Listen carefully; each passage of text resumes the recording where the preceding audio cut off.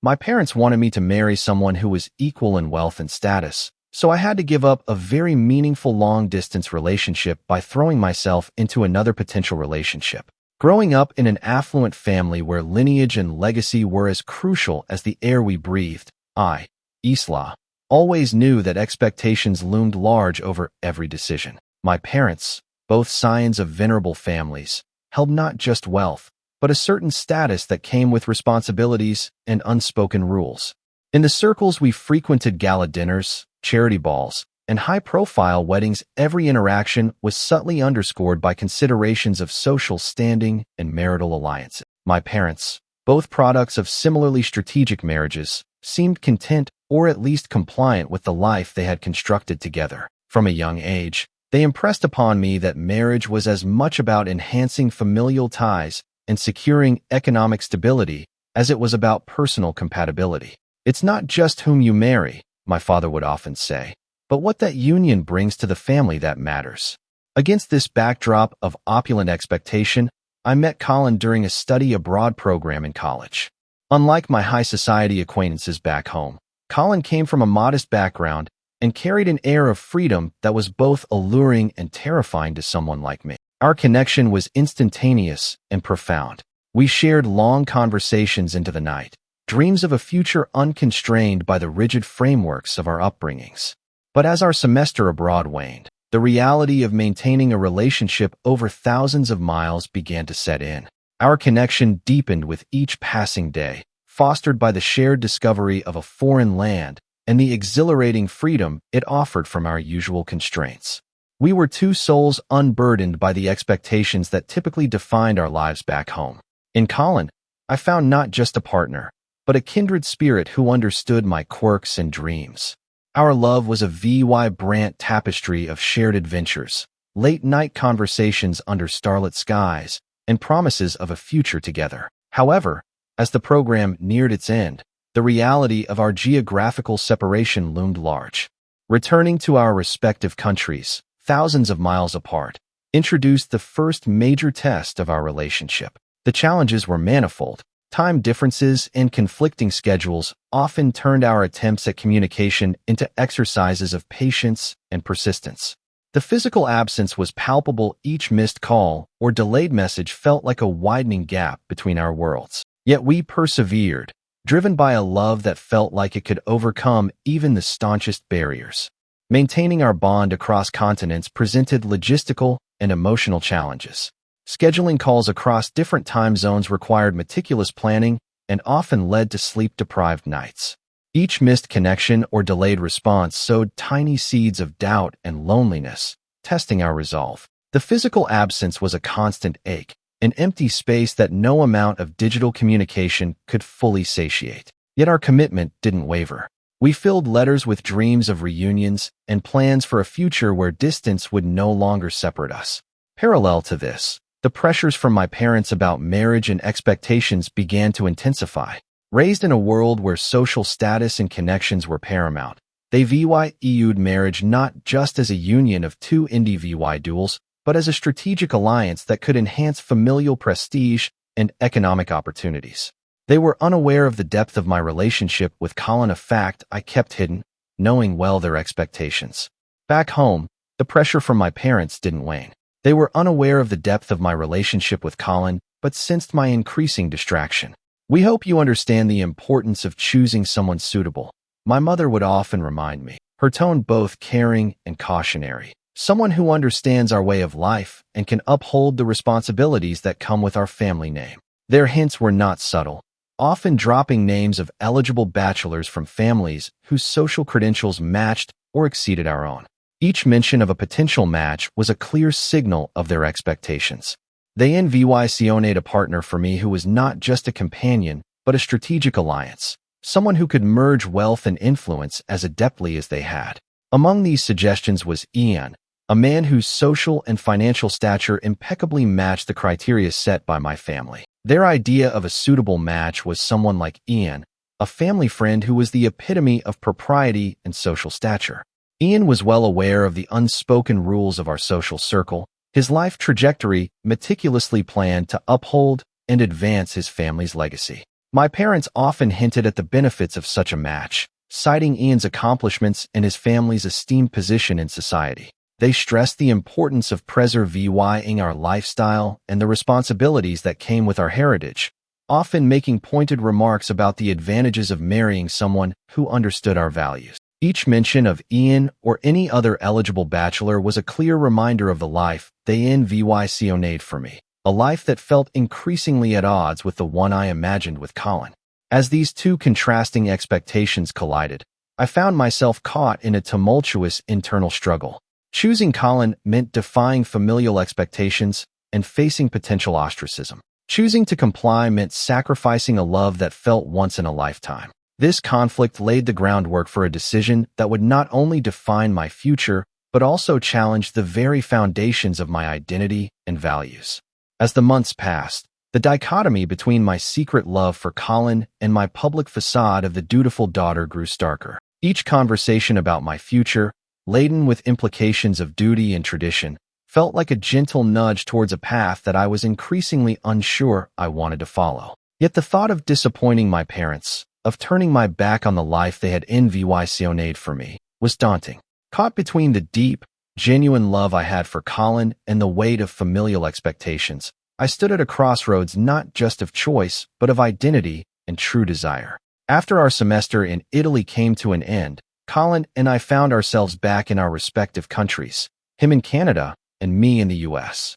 We were now separated by thousands of miles in several time zones, a vast expanse that transformed our daily interactions from shared coffees and walks through historic streets to texts, emails, and video calls. It was a jarring shift, one that we tackled with a mix of optimism and pragmatic determination. Our relationship, born in the serendipitous freedom of a study abroad program, had to mature quickly in the face of real-world challenges. We established routines to bridge the gap: morning texts to share our dreams from the night before, afternoon recounting our days, and nightly video calls to say goodnight, often falling asleep with the other still on the screen. This online intimacy became our lifeline, our way of forging a shared daily life despite the physical distance. Important times in our relationship were usually during our trips to see each other. Every so often, either of us would travel to spend a week experiencing the other's life. Colin's first trip to my hometown was one to remember.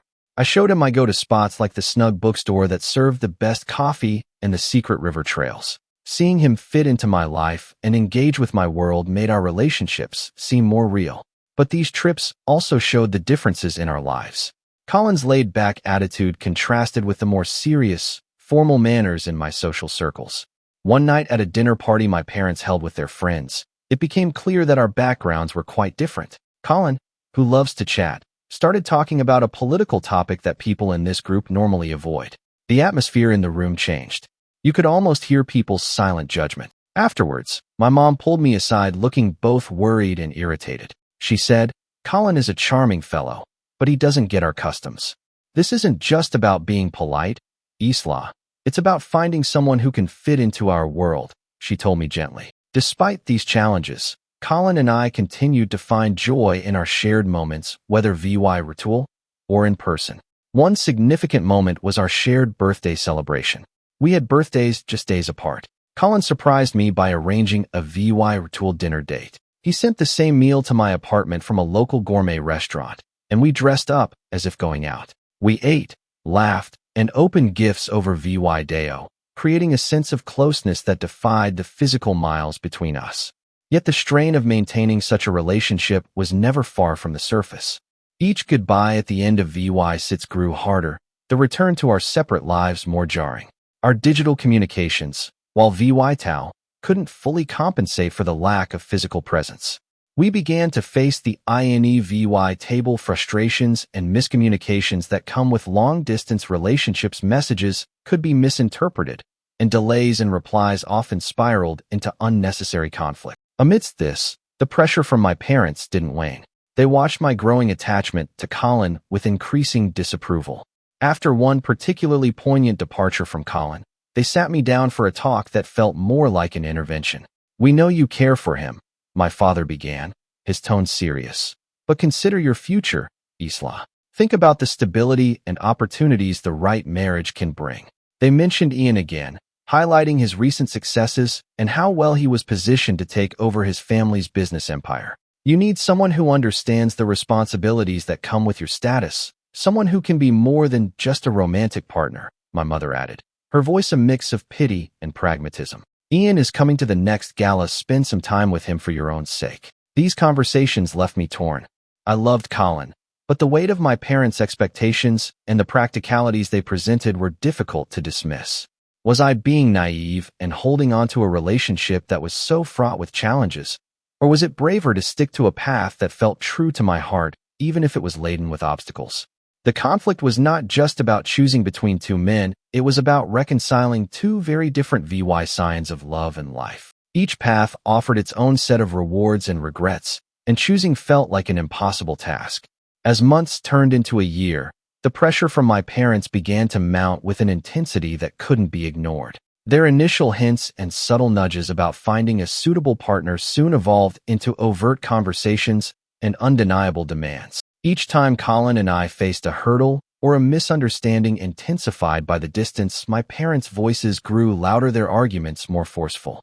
One Sunday afternoon, over a seemingly benign lunch, my father took the opportunity to articulate his growing concerns. "Isla, you must think about your future," he started, his voice firm yet laced with a sincerity that suggested he was motivated by concern rather than control. "This relationship with Colin, it's unsustainable in the long run. You are bound by duty not just to your family, but to your future."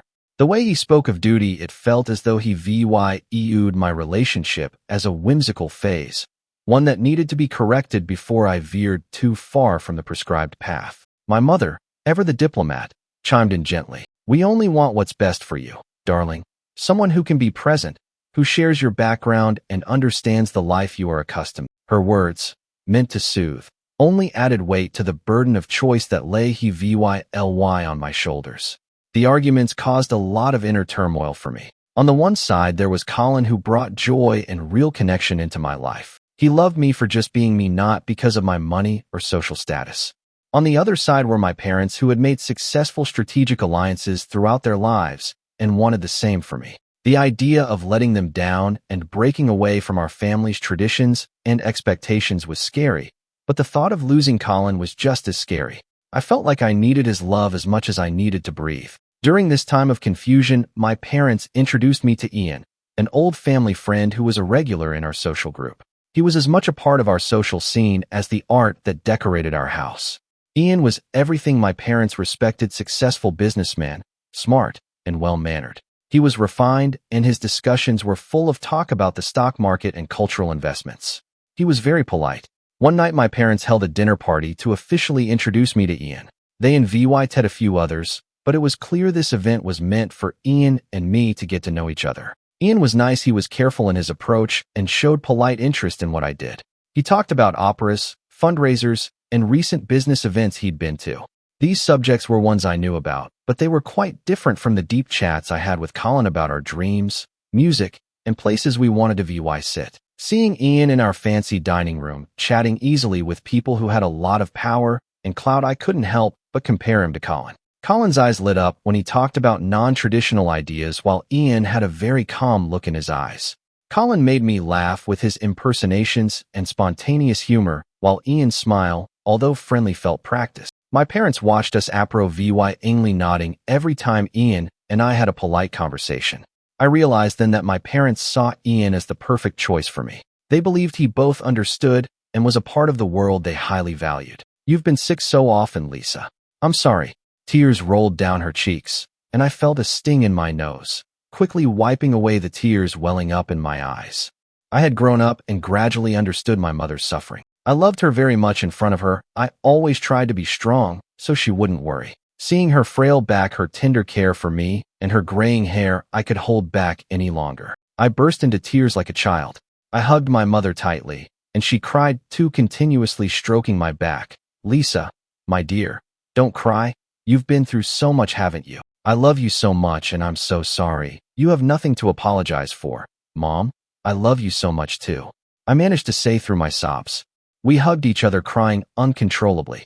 I heard my mother's sobs echoing in my ears, and slowly I regained consciousness and woke up. The light was blinding, but the warmth of my mother's presence made me feel safe and loved.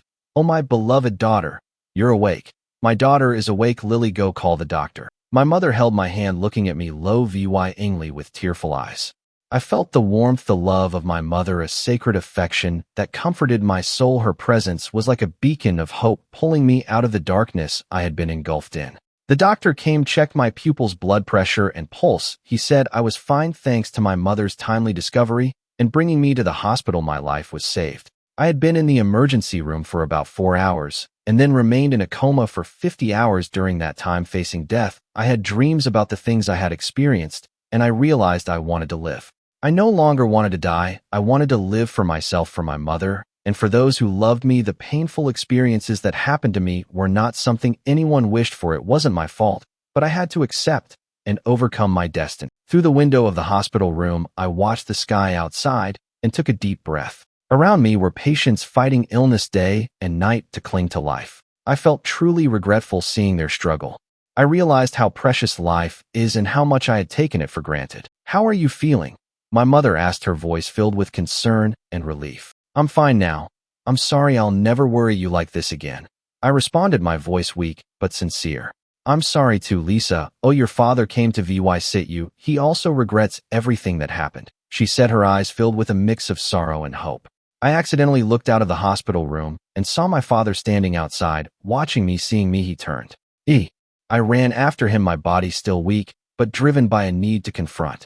"Isla, it sounds like you're trying to convince yourself that duty should outweigh your heart," he observed thoughtfully. "But I've seen you with Colin. You light up in a way that's so rare. Are you sure you can give that up for expectations that don't even make you happy?" Another friend, Mara, offered a different take during a long walk through the park. "Think about the long term, Isla.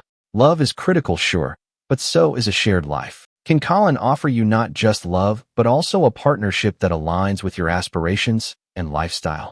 Each conversation left me more conflicted than the last, feeling torn between the ideals of romantic love and the practicalities of a shared future within my social standing. My nights were restless, filled with dreams of different scenarios playing out, some ending in happiness and others in regret. Moments of doubt crept in. Often there were days I'd find myself at my desk, staring out the window, lost in thoughts about whether my feelings for Colin were amplified by the drama of our situation.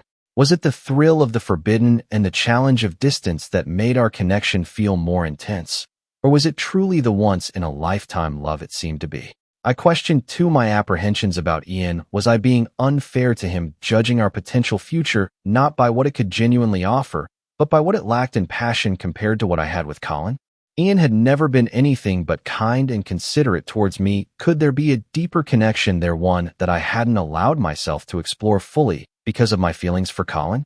One night when I felt especially stressed, I sat down at my piano. I've often found peace there. My fingers moved across the keys. The music seemed to tell a story of possibilities and sadness, like a mirror of the storm inside me. In that calm moment, guided by the sad tunes, I realized no amount of thinking could tell me the right choice. The question was what I could stand to lose and what I couldn't live without. This problem wasn't just about choosing between two men. It was more about deciding the kind of life I wanted to live. Was I willing to lose a love that filled my heart to keep my family's approval and the comfort of my social group? Or was I ready to deal with the fallout of putting my happiness first in a way that might not meet expectations? Each choice had potential gains and potential losses, and choosing felt like walking a tightrope between what my heart wanted and what my responsibilities were. The decision, when it came, was neither dramatic nor sudden. It was a quiet realization, a slow, painful acknowledgement of the realities that Colin and I faced.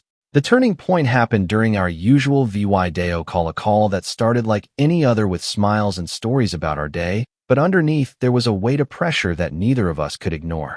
Colin was the first to break the silence on the matter. He sounded as if he'd given up. "Isla, I've been thinking a lot about us, about the distance, and everything your family expects from you, from us," he said hesitantly. He paused, taking a deep breath before continuing. "I know about Ian, and I can't help feeling like I'm holding you back from a life that might be better suited for you, one that's expected of you." The honesty in his words stung, not because they were cruel, but because they echoed the fears and doubts I'd harbored in silence. It hurt to think that Colin might feel unworthy or less than what I should have because of the world I was a part of. Colin, you've never held me back. If anything, you've pushed me to be more myself than I ever was before. I replied, my voice with feelings. But that's just it, isn't it? Colin sighed, his face somber on the screen. I love you, Islam, more than I thought possible, but lovying someone also means considering what's best for them. And with all this distance, and your parents, and now Ian, I can't shake the feeling that I might not be what's best for you. The talk that came next was one of the toughest I'd ever had. We talked about old times, we fought, we cried. It was an overflow of feelings, every word heavy with memories of our time together. By the time we finished talking, we had decided Colin and I would say goodbye, not out of hate, or because we'd hurt each other, but because we both recognized, even though it was painful, that our circumstances meant we had to take different paths. After we hung up, the reality of our breakup filled me with a deep emptiness. I sat by myself in the quiet of my room, feeling as if a part of me was forever gone. The days that came after were a haze of feeling nothing and crying, each morning a reminder of the absence of his message, each night a time of being alone.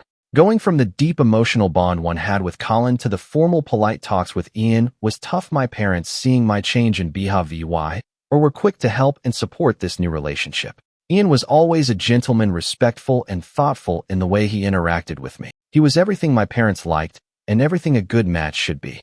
Our initial outings were filled with awkward formality, highlighting the lack of the easygoing laughter I'd always had with Colin. I kept comparing the two relationships, which only made me feel more distant from Ian. Despite his good qualities and the fact that our social classes were a good match, however, as I spent more time with Ian going to events and family get-togethers where he was gladly received, I started to kind of like not having to fight. In this new setting, there was no need to explain or defend our relationship. It was accepted, even expected. Ian's understanding of my world, his easy way of dealing with the social groups I was part of, brought a certain comfort I hadn't known I missed. During these times of talking, I began to see parts of a possible future, one which was surely different from what I had pictured with Colin, but not without its own kind of happiness. It was a future built on similar backgrounds, mutual respect, and maybe a deeper affection could develop from our matching lives with time.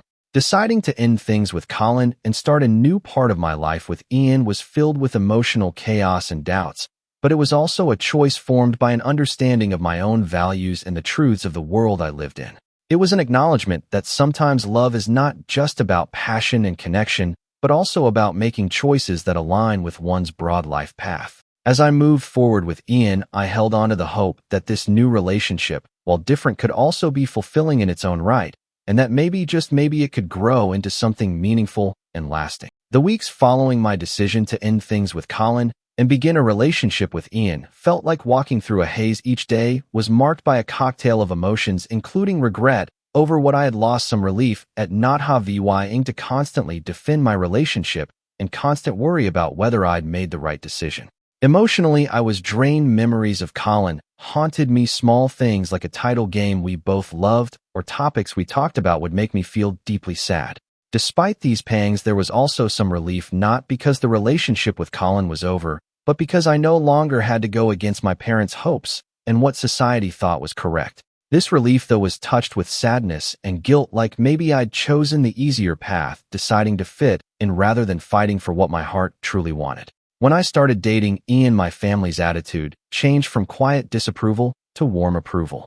My parents became more open and talkative, showing off Ian at social events, a welcome Colin never received. Our family get-togethers became nicer, with talks about future plans instead of arguing. However, this piece left me feeling conflicted. While I appreciated the newfound tranquility within my family and the social acceptance it brought, I also questioned whether this comfort had come at the expense of my genuine happiness. The approval from my friends and family was gratifying, yet it made me wonder if I had compromised my true self to gain their acceptance. My thinking about these sacrifices showed me that my choice wasn't just about choosing a partner, but balancing love, responsibility, and personal happiness too. I saw that while I had a stable and accepted relationship, I had lost a love full of passion and challenges. This sharp exchange made me think deeply about the things I valued and those I had traded. During this reflective time, I came to some significant personal insights. I discovered that I had the ability to make difficult decisions and the determination to follow through on them. I also faced my vulnerabilities, notably my deep-seated need for parental and societal validation.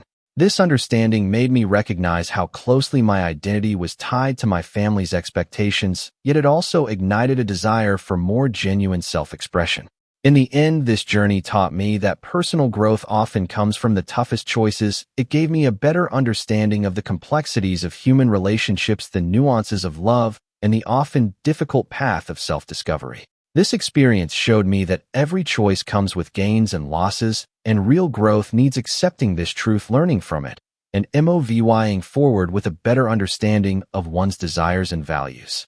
As the days became months, my public acceptance of choosing to be with Ian did little to calm the internal unrest that stuck around like an unfinished song.